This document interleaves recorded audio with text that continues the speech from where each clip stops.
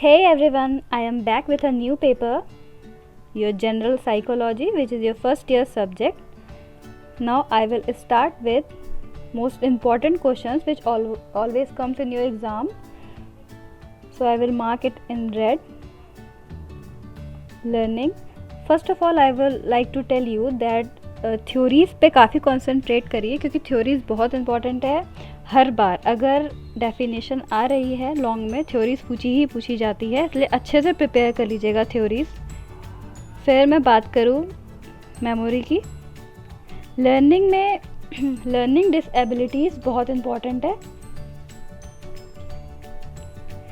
फिर thinking, process of thinking, ये important है. मोटिवेशन में आपने मोटिवेशनल साइकिल पढ़ी होगी. मोटिवेशन साइकिल बहुत इंपॉर्टेंट है, अक्सर पूछी जाती है, इसलिए अच्छे से प्रिपेयर कर लीजिएगा मोटिवेशन साइकिल. फिर मैं अगर इमोशंस की बात करूँ तो थ्योरी सबके इम्पॉर्टेंट है. किसी भी थ्योरी को मैं नहीं कहूँगी नहीं आ सकती ये पेपर में, क्योंकि थ्योरीज टफ भी रहती हैं और आती हैं ज़रूर, क्योंकि साइकोलॉजी में थ्योरीज जानना ज़रूरी है कि किसने कौन सी थ्योरी दी है.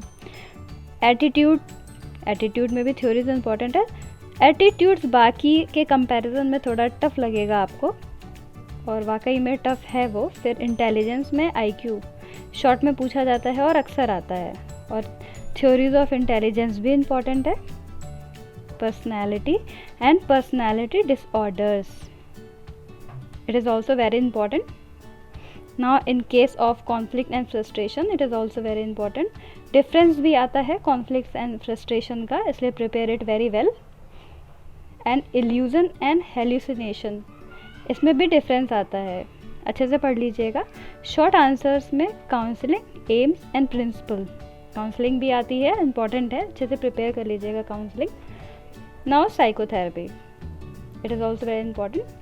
Now I will talk about the most important topic, that is your mental deficiency. Most important, it always comes in your exam, so prepare it very well. Now I am going to mark in green, which is very important, which is very compulsory questions. Your mental retardation or stick behavior, your learning disabilities. Very important question, it always comes in your exam. Your counseling, difference between conflicts and frustration.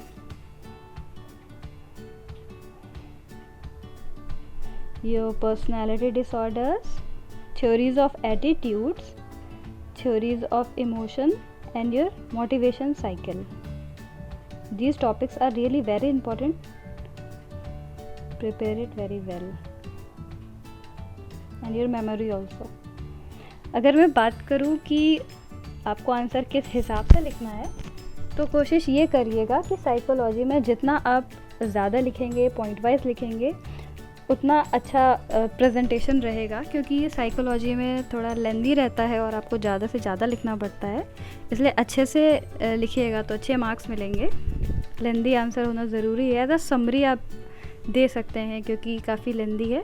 मैं अगर फिर से एक बार important questions की बात करूँ तो learning, theory of memory and forgetting, your learning disability, motivation cycle, your personality disorder, your IQ. और अगर मैं थ्योरीज़ की बात करूँ तो मोटिवेशन, एटीट्यूड एंड इंटेलिजेंस. इन तीनों में से चॉइस में भी और लॉन्ग में ही क्वेश्चंस आते हैं, और एक ना एक क्वेश्चन आता है थ्योरी से related. Your counselling and your psychotherapy, ये सारे क्वेश्चंस बहुत इंपॉर्टेंट है और अक्सर पूछे जाते हैं, इसलिए साइकोलॉजी के पेपर में इन सारे टॉपिक्स को अच्छे से प्रिपेयर कर लीजिए.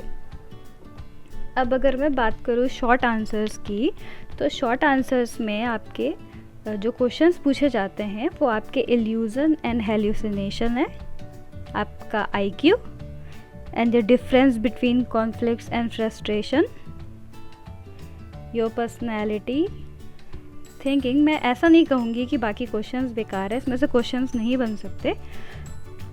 थ्योरीज ऑफ मेमोरी भी इम्पॉर्टेंट है और फॉरगेटिंग भी, तो ऐसा कोई इसमें इम्पॉर्टेंट है सब कुछ, तो सब कुछ अच्छे से प्रिपेयर कर लीजिएगा, क्योंकि काफ़ी लेंदी सब्जेक्ट है साइकोलॉजी, और जितना मैंने बताया है आई थिंक मेरे हिसाब से इतना बहुत है. आप अच्छे से लिखेंगे, प्रिपेयर करेंगे तो अच्छे मार्क्स मिलेंगे. Thank you for watching my video. Keep smiling and take care.